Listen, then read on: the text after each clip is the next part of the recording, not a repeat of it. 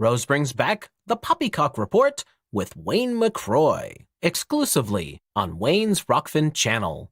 The first episode is going to be on Tuesday, January 3rd at 9 a.m. Eastern Standard Time.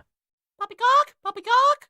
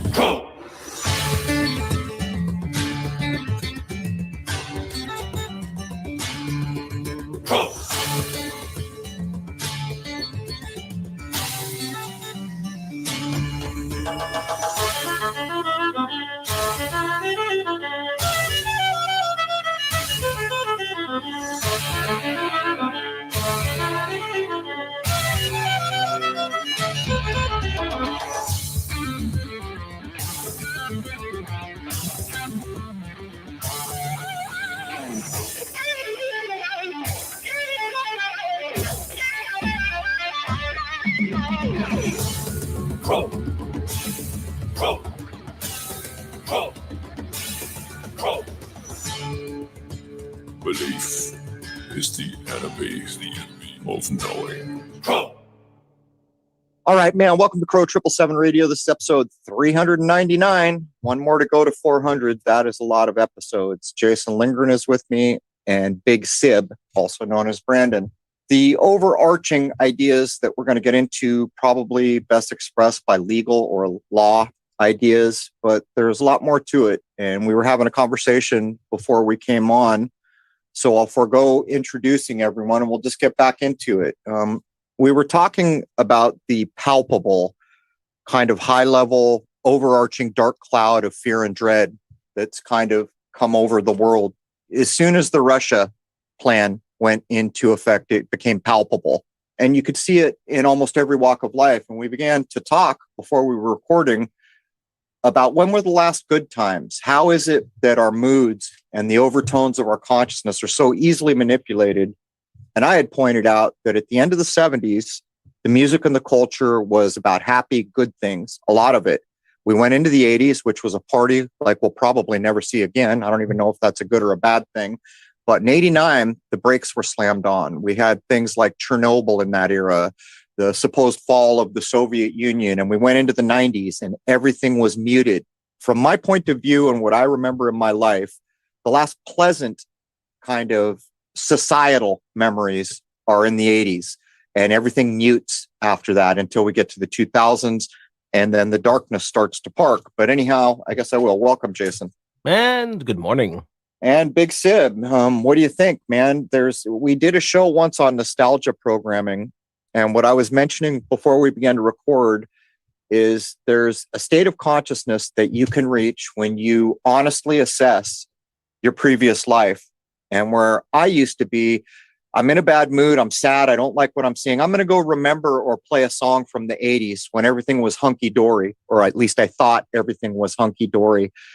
And it's a nostalgia trap. It's an illusion that doesn't exist, and it's in my memory, and it prevents me from facing anything. And when I went back and looked at the music I was growing up on, as you did with rap, I did with rock, and I realized that all that music centered around bestial ideas, things that are temptations, love and drugs, and most of it, the majority of it was that. And when I came to face it, I let go of it. And what it did is it forced me to drop the life preserver and face every moment, because I have no nostalgia trap to go back to now.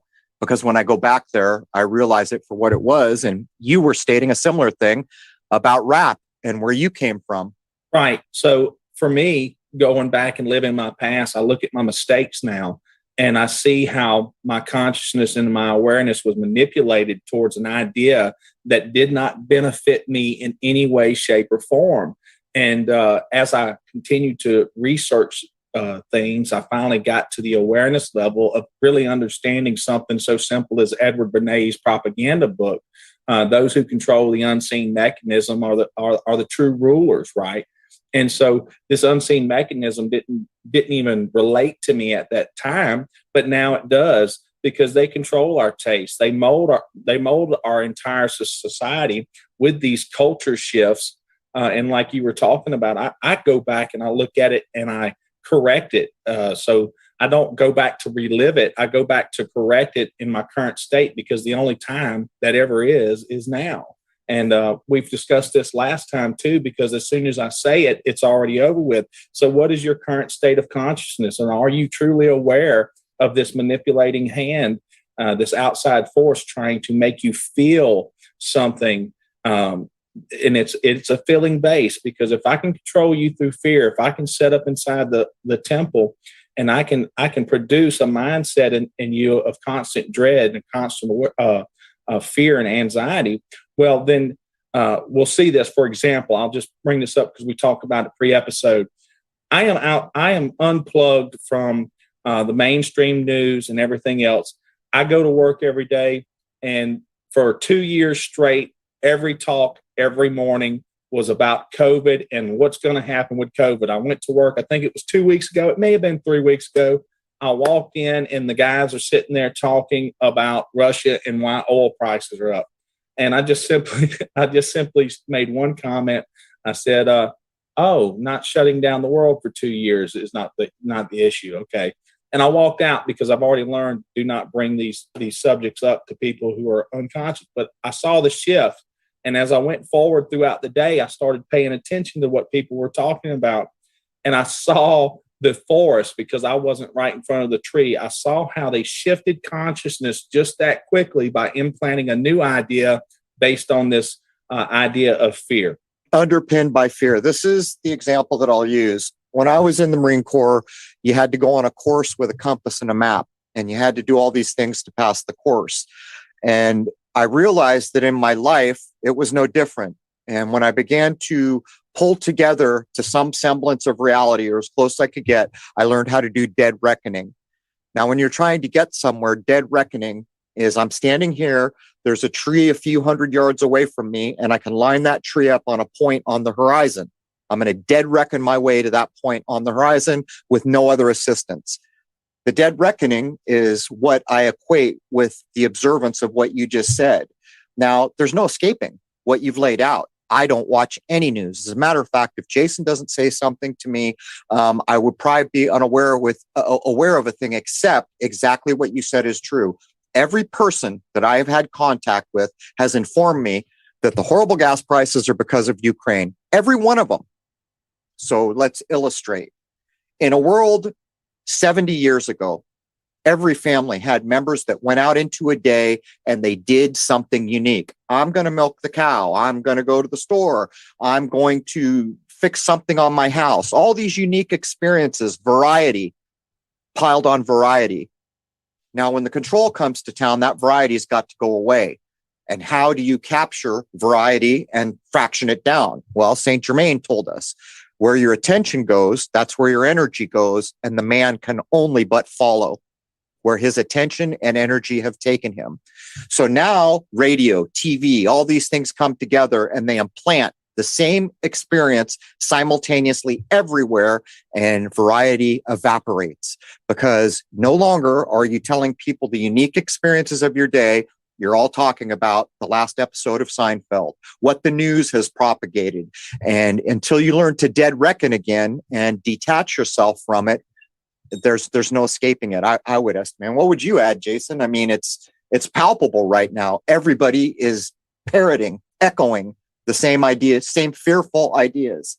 They've done so much in the past 2 years to just keep a state of fear going that it really seemed like it was no chore whatsoever to just push it over to this new narrative now. And I've looked at this thing and they've got so much disinformation out there. I have no idea what's truly going on. Dead reckoning will inform you that there is never a time when there is not false information piled. See, in a real world, if you wanted to consider what we expected at one point news to be, is an objective assessment of something that's happening in the world. Those things no longer exist anywhere. You might find a podcast or some private concern, but the top level communicators have an agenda. This has been proven time again by all the YouTube channels that used to go get the one phrase that's being echoed in every local news station in the country. They're going to say verbatim the exact words. Well, why can't they just say, instead of everyone's opening up their Christmas presents today, why couldn't one of those places say, well, people got Christmas presents today? That's not what they're doing. They're hijacking the subconscious. And in doing so, they are fractioning down variety to a controllable malintent, which is basically built on what Saint Germain said. Where goes your attention, so goes your energy. The man can only but follow. What would you add, Brandon? Yeah, and it's an addiction, right? And so people think about the idea of addiction as being a physical addiction, but all addiction starts at the cause and ground. The first cause and substance of all being is consciousness, which is represented by the word I, which of course is the singular possessive, and awareness, right? So we can move into that too. But it first starts with and I like to teach it this way because I think it's a simpler form for people to grasp. It starts with mind. You must have the idea, and then it's going to be expressed, or what we call manifestation. So as within, so without. We're back in the correspondence of Hermes Trismegistus. It's biblically allegorized as you can't clean the outside of the cup. You must clean the inside first. But people have become addicted to the fear, and they're not even aware of it. That they're constantly looking for that confirmation that the end is coming, because that they've been programmed to believe that the end is nigh, and that the whole world is going to blow up in a nuclear bomb or get sucked in the CERN hole or something. It doesn't matter, but they have actually become addicted to fear because it's what's inside their subconscious. Like you said, these two ideas seem like they're separate, but people don't recognize they have a conscious and a subconscious mind. And as you plant within, you as you sow, you shall reap. And these ideas are eternal. And this is the conceptual mind. When you finally get to that point of recognizing how important the spiritual foundation is, with what I'll call a fundamental, which is a foundation, and the mind must be on a firm foundation. You won't be blown around like the seas by the wind and the rain. And the wind and the rain is the outside forces. So all this stuff ties back in together, because if you don't have this foundation that we're going to discuss about here with these spiritual ideas, the four cardinal principles and the three philosophical tenets, if you don't have that foundation to stand on, then you're just going to be blown around. You're going to continue to plug in to that matrix and get that outside manipulation from the outside. You must be in control. There must be self-mastery. There must be self-discipline in order for there to be self-government. And we live in the age where self-mastery is the enemy, openly the enemy, and entertainment, which is the opposite, is what's on offer. And I will offer this. Everybody listening, go out in a day. Since this is episode 399, maybe there will be a new news story. But right now, it's gas in Ukraine and a war. Count the number of people who inform you that the gas prices are tied to the Ukraine or nuclear, or all the little storylines coming off this pre-planned agenda. And then recognize that you are facing an individual which is absent, and a mind that has been at least partially hacked. But having said that, and I'm not kidding, count them up. Actually keep a tally on a piece of paper over a day, over a week, and you will begin to have your mind blown. It's almost like we're living in a world of automatons where there's all these things going on in the world, but the only thing we care about is there's gas prices, there's Ukraine. Someone give Polly a cracker. And how is it that all these adults can't recognize that that is what's happening here? But Jason, we got bullet points. We should probably jump in. Are you of a mind that we read these verbatim? Because they're pretty well written. They are really well written. Let's start with the first one, and we'll just work our way through and see where we get to. Let's do that. Okay. First, we want to talk about the rational mind versus the conceptual mind. Reason is the cause, ground, principle, or motive of anything said or done. And Kierkegaard had a little quote here that I really love. It really speaks to me. And because I see things with my conceptual mind, I understood exactly what Kierkegaard was saying here. And this fits our reality. It hasn't changed. And understand that, people, that nothing has really changed. Just your perception of it has. Wise men are instructed by reason, men of less understanding by experience, the most ignorant by necessity. And this gets back to Crow's point about acting in our bestial nature and our animal mind, the beast by nature. And so you must be able to see the entire forest before and not be stuck right in front of the tree. You must be able to conceive an idea within. And this goes from conceiving to conception, right? And what we have a huge problem with today is the world of institutionalized religion has gone and destroyed our view of spiritual ideas. And what I mean by that, we have taken the personifications for persons, allegory for history, and the vehicle that conveyed the instruction for the instruction, and the gross first sense for the ultimate sense intended. And everything was always about being in complete control of that inner sanctum within the two temples. Back at the third temple, and you're crawling Jacob's ladder up, right? Instead of completely degenerating down. And that's where we're at. If you have conversations with regular people, they don't have principles that they are dead set on. They'll go any which way. And if you put $1 between you and them, they're going to choose that dollar. And this is the degradation of society to the point that we're so morally decadent that the only way back up is a spiritual awakening with consciousness rising. So there's a few things there. I'm familiar with the Cicero quote that you've laid down. And by the way, people have a dim view of parts of history. You want to know something? Go read Cicero and take it apart and find out what's there. The idea here is important for a simple reason. And I've got an example that I'll use, but consider it this way. Your life is basically mostly habits. I get up at this time. I go to work on this route. I put on my shoes. I usually tie the right one before the left one. If you examine your life, you will see that much of it is habitual. Now, what causes things to happen? Well, a cause does, right? There's going to be a cause and an effect. They're talking about reason here, but my point is you can be your own cause. You can reason out what's going on and let the effect that follows be planned by your own mind, or you can react. And every cause is manufactured for you to become an effect thought out by someone else. Here's an example. If I'm not mistaken, in Cicero's time, breakfast was different than we have. The idea of breakfast for us is I'm going to go have ham, bacon, eggs, this big fat meal, thanks to Bernays. Before Bernays, it was not that. In this time, from things that I have read, look at the word. We're going to break a fast. There should be a fast going on here. The idea that I have read about in Cicero's time, there were 2 meals a day. And if you had that third meal, which we would call breakfast, you were kind of a glutton. And so that's the bestial impulse there, to be a glutton. That is not something a man or a woman of reason wants to be. And I'm just putting it in context. So look at the programming, in this case, brought to us by Edward Bernays. We used to have a toast and a coffee. Now we pack it on. In my personal existence, if I eat 3 meals a day, I'm going to be obese. I don't do it.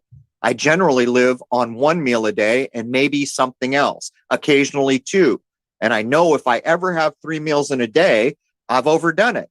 Because if I lived that way all the time, I would be fat. I mean, what would you add, Jason? Well, it's interesting. In the United States, Bernays certainly did his thing. But there are countries, even Western countries, that still didn't fall prey to that. France is a good example. They still do coffee or tea and some kind of little pastry, maybe a croissant, toast, just something like that, something simple. I'm glad to know that that kind of mindset didn't get completely mangled everywhere. And I think a lot of countries are like that.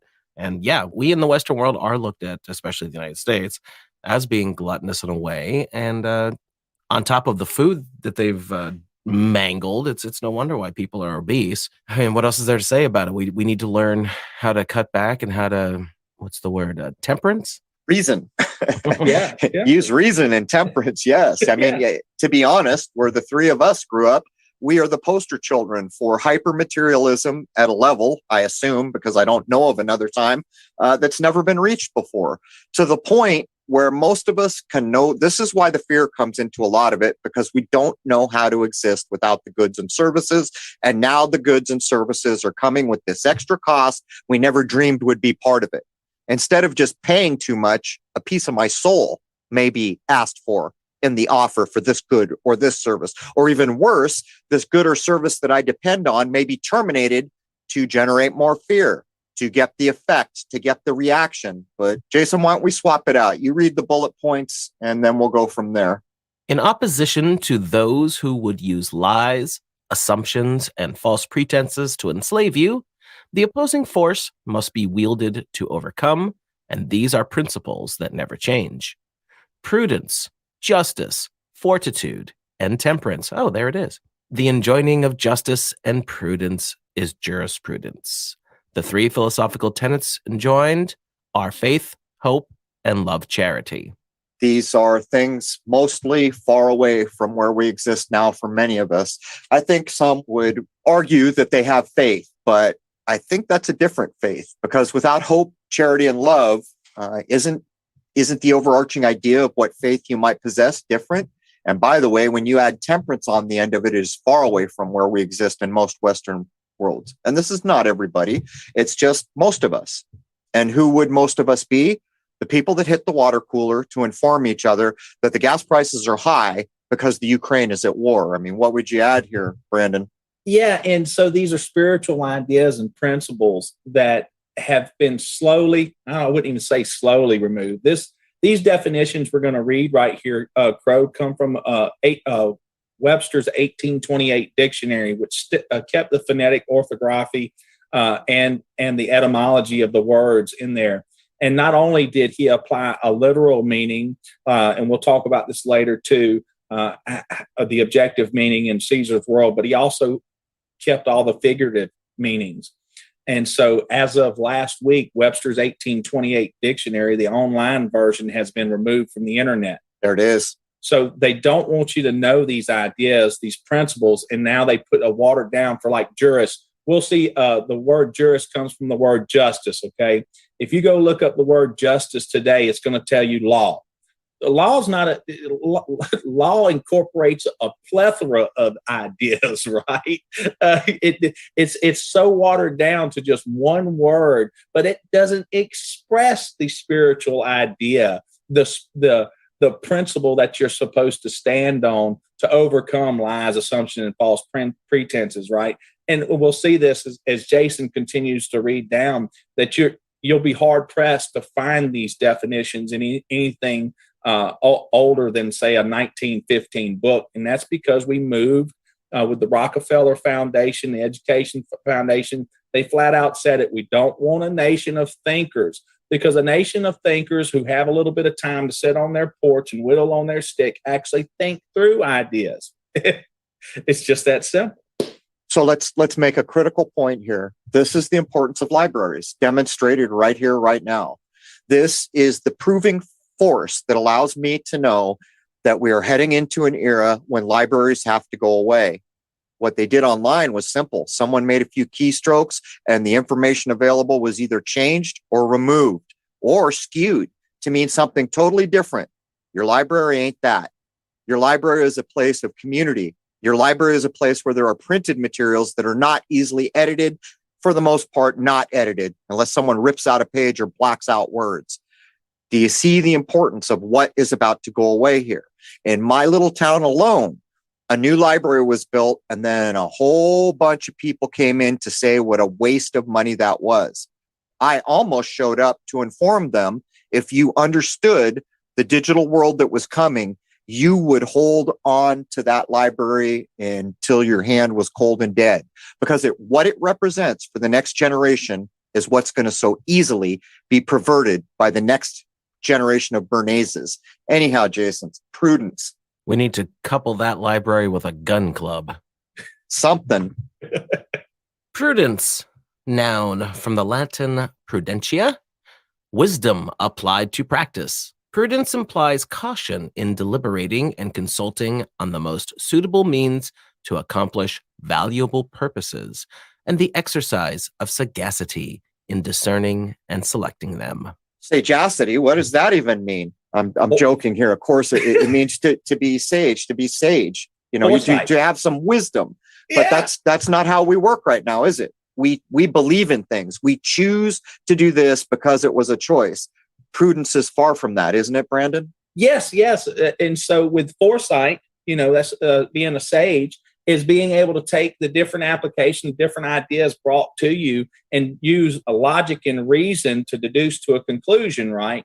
And so this means caution in dealing with anybody that you deal with. I am my brother's keeper, and the fact that I don't look at the ignorant because they are unaware, like I would take advantage of them. I'm not going to do it because I stand on these principles that whether you're aware or not, I see the spark of God in you. So I see a part of myself. And this is an idea that has been slowly whittled down to just the simple word law. Unreal. It's brevity to the point of malicious intent. But the next one, Jason, let's learn about just us. Justice, noun. Latin, justitia, from justus, just. The virtue which consists in giving to everyone what is his due. Practical conformity to the laws and to principles of rectitude in the dealings of men with each other. Honesty, integrity in commerce or mutual intercourse.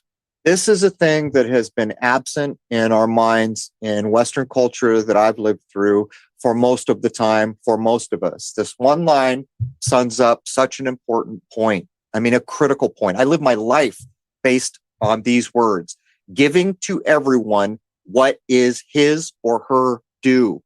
A human being has basic things they require to exist here, and they should be given that freely of anyone in charge, not in charge, in a position to make this decision. It doesn't matter. They need water, you give them water. They need air, you give them air. They need anything that is a basic living standard to include the ability to have goods and services to exist. They are given freely. And that is far from where we are. Let's think about electricity for a moment. But what would you add, Brandon?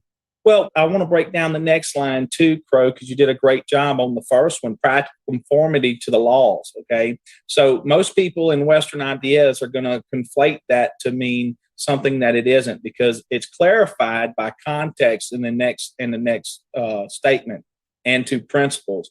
Now, these principles are invisible principles that are here. They're grounded. They're what some would identify as natural law. The idea of prudence, the idea of justice, it is invisible, but they are real. These things affect our lives if we have this on the inside as our base foundation to move forward, or a fundamental principle, which is a foundation plus the mind, right? And so this honesty, this integrity in dealing with our brothers is something that has just gone out the window. It's I'll tell you, I'll just give an example with my work. Brandon, why didn't you charge the customer more? Well, because we got plenty, but you could have got more. And that's the idea, right? It doesn't matter that you just take from people. And this is the reason eventually I'll work myself completely out of the corporate world, because it goes against every single foundation that I truly believe in. And that's the point of having you on this hamster wheel inside this corporate nightmare, is to have you continually going against your foundational truths and principles. You know, as we move into the next one, it occurs to me, in the Marine Corps, when you get there, they tell you what you're about to do is going to be some of the hardest things you've ever done. Some of you won't make it, and it takes guts. But that's not how they say it. They say it takes intestinal fortitude. And what are they saying? Jason's about to define it. It means strength, the strength to do what's required in an acceptable manner. And by the way, well, go ahead, Jason. Fortitude, noun, from the Latin fortitudo, from fortis, strong. That strength or firmness of mind or soul which enables a person to encounter danger with coolness and courage, or to bear pain or adversity without murmuring, depression, or despondency. Fortitude is the basis or source of genuine courage or intrepidity in danger, of patience in suffering, of forbearance under injuries, and of magnanimity in all conditions of life. We sometimes confound the effect with the cause and use fortitude as synonymous with courage or patience, but courage is an act of virtue or vice, and patience is the effect of fortitude. There's another old ancient saying, and I forget who said it first, might even be someone like Cicero. Fortune favors the brave. You better believe that is true. There's a reason why John Wick had it tattooed on his back. You might ask, how is the world being taken over in such an unruly way? I'll tell you why. Fortune favors the brave. And what we have seen of most of us is a lack of fortitude, a lack of strength, zero bravery. So who is fortune favoring when the most of us have no bravery to put forward? What do you think, Brendan? Yeah, and I would like people to key in on the mindset that is in this definition that we sometimes, well, in our current, this is 1828, in our current society, we always confound the effect with the cause. We don't know the first cause and substance of all being is consciousness and awareness, right? We don't know how to control the next stage of mind, which is the idea, because most of our tastes are molded and everything else. And these false ideas of courage and courage are put up on the TV screen with a flag waving, right? Fighting for country or whatever else. But this is the base foundation. So if you don't have this base to move forward, you think patience is something just granted. No, it's a work towards goal, to where you don't allow anyone else to control your reaction, right? And so you don't allow anybody to get inside your head and force an emotional reaction. I don't react with emotions anymore. That's just not part of the higher mind. I first think about a thing, and then I use all these principles that, look, I just so happened to come upon the Webster's 1828 dictionary and these 4 cardinal virtues about a month ago. I was already living it. That tells you that by nature, by reason, by logic, by principles, that they're already, these ideas are in us. And most of the time we can't express them. And that's the point of watering down language, to where you can't even convey the idea to each other of what you're really thinking within. There are a litany of movies recently that have had the idea of emotion in them, always trying to convince you that it's human to be emotional. The truth is, good decisions do not come from an emotional place. And if you go back to every Eastern spiritual tradition, it is the lack of emotion that allows the sagacity to come to the fore. In other words, a person crazy with emotion, which fear is, hint, hint, is going to make bad decisions. A person who is leveled out and becoming human, according to the movies, because they're not so emotional. You can't be a human. You're not crying. You're not mad. You're not fighting. You're not fearful. That's where the good, solid decisions come from that fit the definitions that we've just laid down. But as we move into the next one, I'll do a little trick that people can think about that I do with all words. The prefix of the word Jason's going to introduce is temp, T-E-M-P. So let's think about it for a second. What words have temp? Temperature. There's one. Tempered. A steel blade may be tempered, right? Temporary. Each of those words seems disparate, but they are all related at the root, at the foundation, because of that prefix. To temper a thing is to make it last longer, right? Not to be wishy-washy, emotional, flexible, breakable. Temperature. Think about, what are we saying? These other things like tempo have to do with time. When you start to break down language in that way, you will find more value. But tell us about temperance, Jason. Temperance, noun from the Latin temperantia, from tempero. Patience, calmness, sedateness, moderation of passion. So even in the definition of the word that Jason ran back to the Latin, which is probably as close as we're ever getting to the base of where these things came from, it was a time when a prefix, a root, and a suffix, or just a whole word, was supposed to resonate at some level with what it was describing. We don't do that anymore. We say OMG. That doesn't resonate with anything but a keyboard. There is no higher meaning to grasp in the way that the digital age is bringing on language.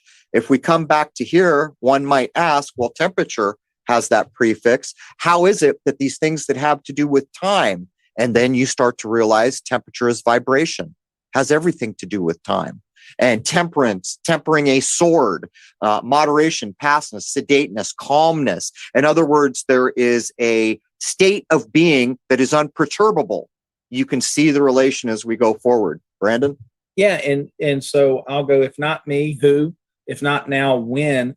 I am in current control of my emotions, moods, and state of consciousness and awareness. No one else has that capability to take over my inner sanctum unless I allow them to.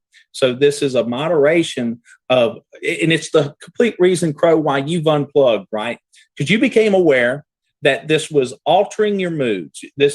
These outside influences were starting to steer you in different directions. Well, once you become aware of it, why would you continue to allow them to take you from this calmness, this patience, where the waters are calm, and all these other ideas that are all throughout spiritual religions that no one can understand what they mean because they don't have this foundation?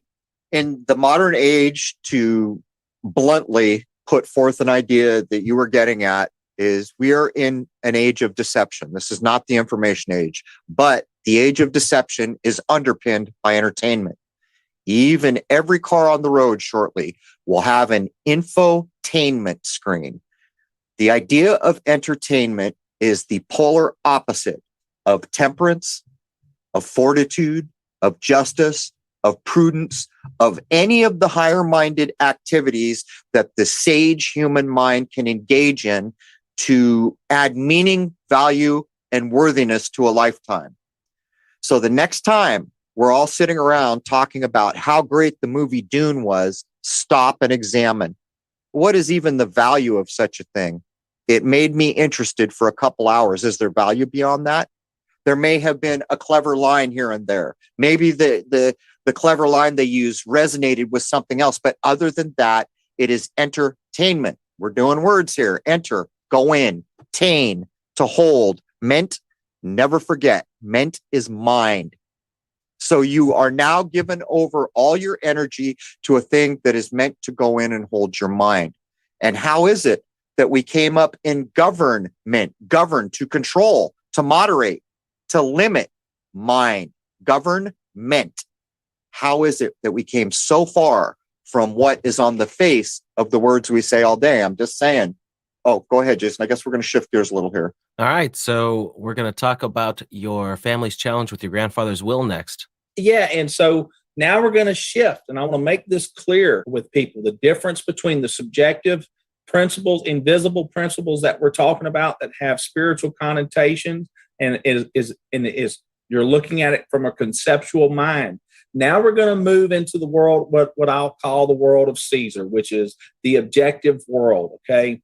Inside this objective world, these spiritual principles are the base foundation of the objective. But you cannot go willy-nilly throwing around words you think you know what they mean and apply your meaning to them. Okay, so that's called context in Caesar's world.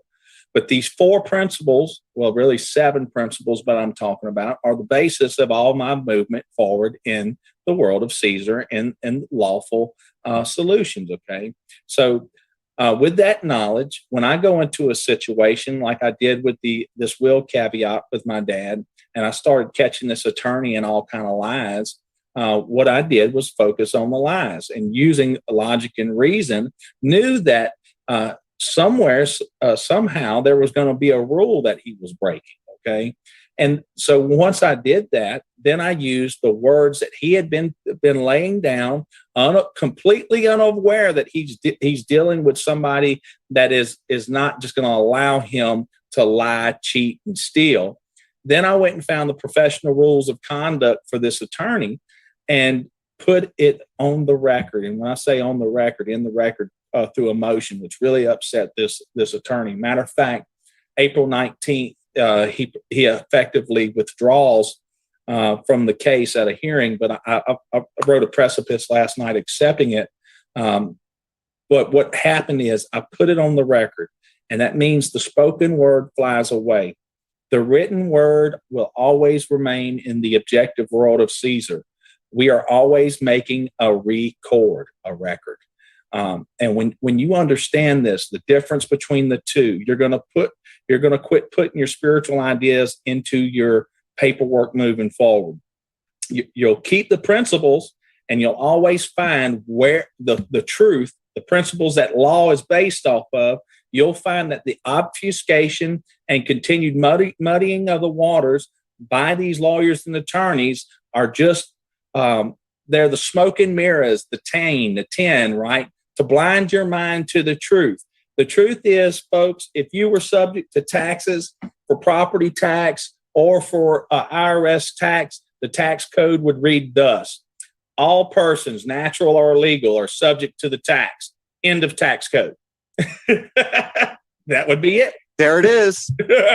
Remember, we're in hour 1. I can already see the red dots searching for my chest.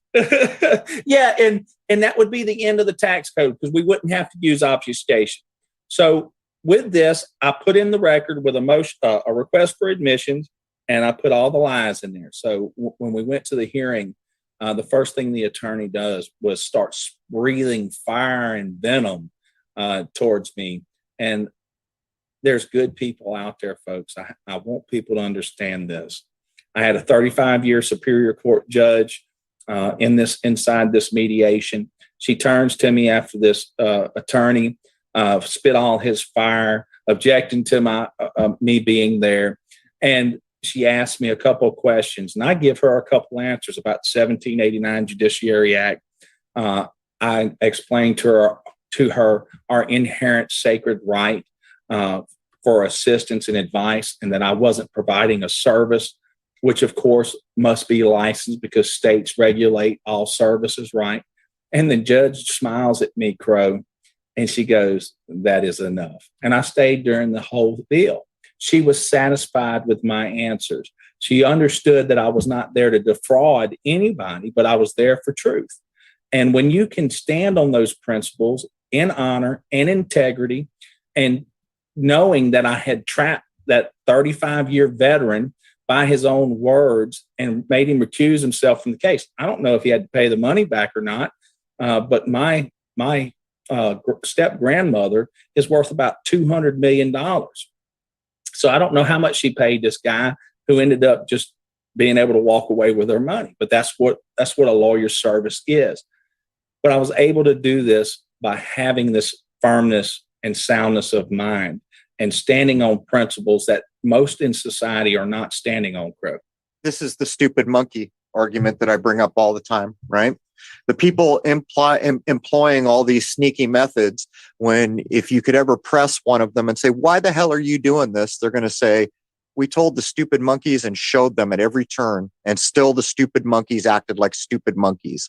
When the judge was questioning you, or the magistrate, she was basically seeing if there was an orangutan sitting in the chair, because if there was, probably there's no chair for an orangutan there. And I know these are blunt words, but think about what we're saying. Go back to the definitions we've just laid down. Some of the opening comments we made from Cicero, a supposed great orator from Rome, talks out about the beasts and the nature of the beast, which is not that of a sage or a human mind with sagacity. And that's what's going on here. And who can argue? And it comes back to the entertainment. You have been shown. You have been shown over and over and over. And yet, fortune is still favoring the brave, isn't it? How we doing out there, everybody? Feel like we're getting things under control?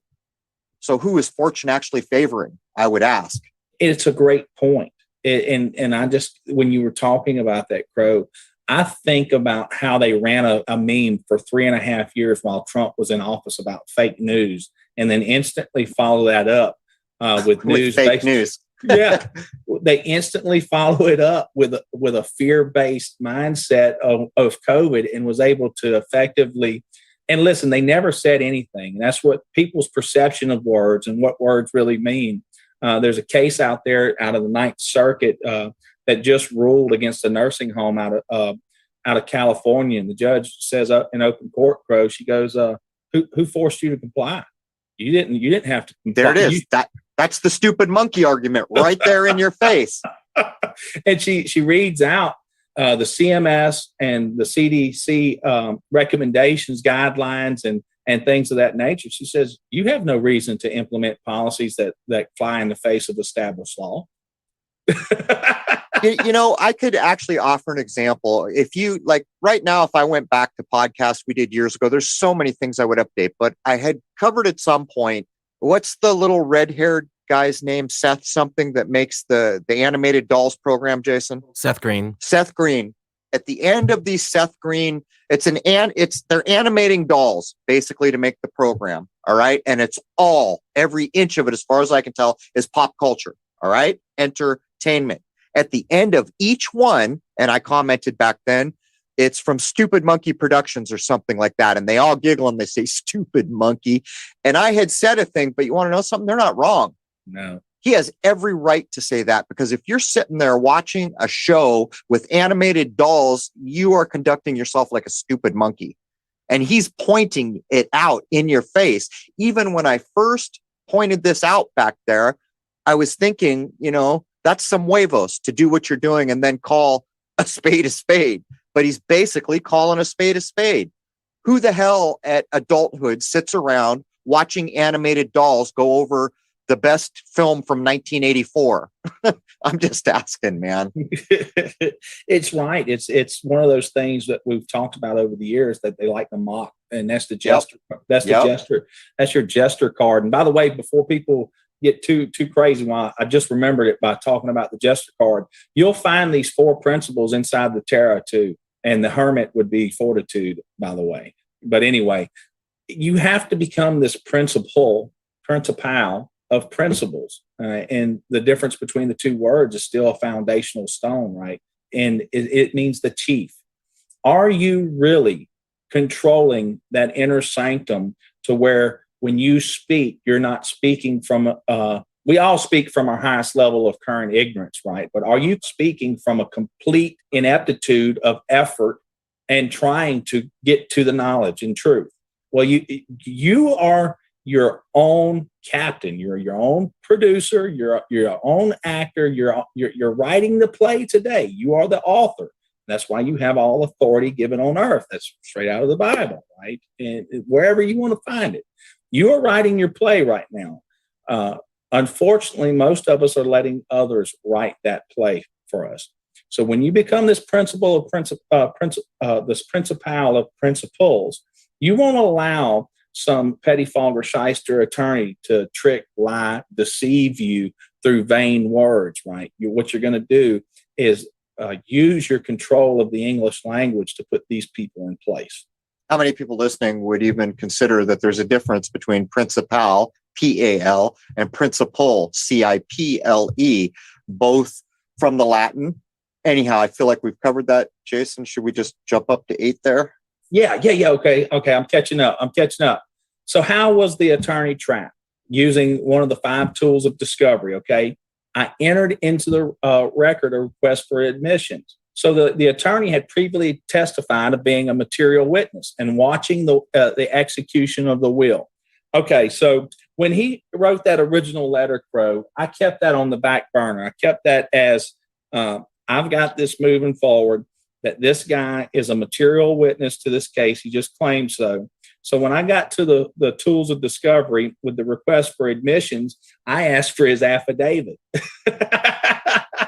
that he watched the will get executed. Because you knew he hadn't? Yeah, well, now the matter may have stopped right then and there had he done it, but right. So I already knew, being him claiming himself to be a material witness, that what he also had was a conflict of interest. He was representing someone that he couldn't represent. And so when I got to I didn't write him back an email or anything like that. What I did was I put it on the record inside a request for admissions. The very next time we saw him, he had now been trapped by his own words and had to recuse himself from the case. And this is the beauty. Inside the letter, he stated that he was there for the execution of the will. Now, during this meeting, he tried to distance himself from that statement. Well, I wrote the will, but it was not executed in my office. And so they're so accustomed to browbeat the everyday man or woman with these letters and just running roughshod over us. Make no mistake, guys. I'm not here to protect the bar members or bar attorneys or anything like that. This is a horrible group of men and women. Not on the grounds that they're worse than anybody else, but they're in positions where they're supposed to be protecting these principles above that are established on law, and they're not. They're actually destroying the law through what is called words of art, right? And its implication. That's all it ever is. It implies an idea, and the people just run and accept it as an. I can't count, Crow, how many people told me it's the law. The mask is the law. What are you talking about? It's a recommendation from the CDC, who is not even the government. I think it's a man that needs to meet a woman, right? A mandate, Yeah. or maybe it's a man eating a piece of fruit. Yeah. And so I just lost count with how many people told me this. I had a doctor in the experience with Rose tell me it's the law. So no, don't give me any more legal advice, please, if you don't mind. Unreal, but I think we're there, Brandon. We've got to wrap up hour one, but isn't it interesting that the representative that you were interacting with for the legal profession was more than happy to write things that weren't true until you pressed him to turn it into an affidavit? And this underscores a thing Jason and I have gone at here. There is still a system. There is still a legal avenue, and this is one example. He'll lie bold-faced until he said, put that down as a statement of fact and notarize it and let that go to court as a statement of fact and truth. Wouldn't do it. Matter of fact, walks away. So I'm just pointing out that that's exactly what these guys are doing. They're subverting everything, but when they're called to account, for some reason, they recognize the reality that still exists. And we see examples of this over and over. Brandon, do you want to give everyone where they can find you? And by the way, Brandon is also Big Sib online, but do you want to tell folks where they can find you? Yeah, and guys, B Sibley, SIB as in boy, LEY 97 at gmail.com. And then the Big Sib YouTube channel is my main avenue. I'm on Alphonse's group. I'm in Rose's group. I'm on Telegram. If you want to join my Telegram group, it's not a public group. It is a private group. I'm trying to keep it at about a 400. Listen, guys, I go help these people. When you have a problem, I actually go research stuff and try to lead you towards it. When a group gets to 14,000 or 15,000 with that, it's just too much to handle. And I learned from Alphonse's mistake of letting it get that high. Hey, everyone out there should realize, I mean, every given morning I wake up to, 1 to 300 emails. That's my day opener. So consider a day when I get 300. I spend a minute on each one. That's 300 minutes out of my day. So when you're trying to help someone with just reason it out. It gets to be overwhelming. Jason, anything you want to add before I wrap up 399 hour one? Well, it was great getting to associate with you in person this past weekend, Brandon. We were at a very nice bear get together. Yeah, it was a great time, great crawfish bowl, good time, man. I really enjoyed it. I didn't even know these people live so close to me. I'm guessing you didn't catch Jason sucking on any crawfish heads. I don't know. Oh, I like crawfish. I don't remember if he did or not. I ate about 10 pounds of them. All right, guys, I got to wrap this up. So that is hour one of episode 399. Everyone can get the full episode by being a member at crow777radio.com, CRROW777radio.com. There will be at least another hour. We are on a whopping bullet point 9, and we have more than 3 times that. So I hope to see everyone on the other side, and I would like to wish you all a happy, healthy, and higher-minded new era. Cheers.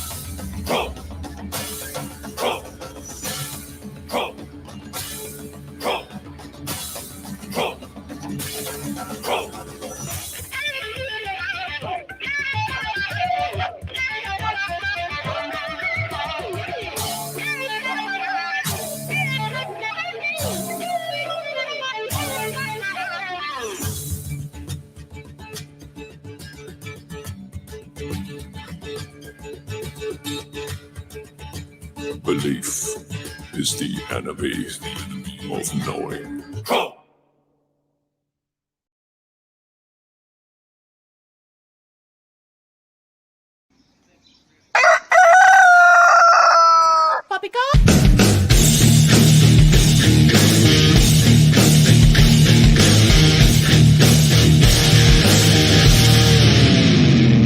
We try to navigate this world through a sea of lies. Nothing ever as it seems. Open up your eyes, 'cause when your eyes are open, the clown show will appear, breaking all the wizard spells and nothing left to fear. So gather round and lend your ears as we expose the crock. We'll introduce you to a world filled with poppycock. Yeah, poppycock, poppycock. Welcome to the Poppycock Report. Poppycock, poppycock. Welcome to a world of critical thought.